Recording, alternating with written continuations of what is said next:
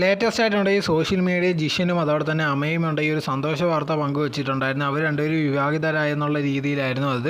ഇത് കേട്ടപ്പോഴത്തേക്ക് ഒരുപാട് പേർക്ക് പെട്ടെന്ന് അത്ഭുതമായിപ്പോൾ. ഇത്രയും പെട്ടെന്ന് തന്നെ അവർ കല്യാണം കഴിച്ചു എന്നുള്ള രീതിയിൽ. എന്തായിരുന്നാലും ശരി, ഗുരുവായൂർ വെച്ചാണ് അവർ രണ്ടുപേരുടെയും കല്യാണം കഴിഞ്ഞിരിക്കുന്നത്.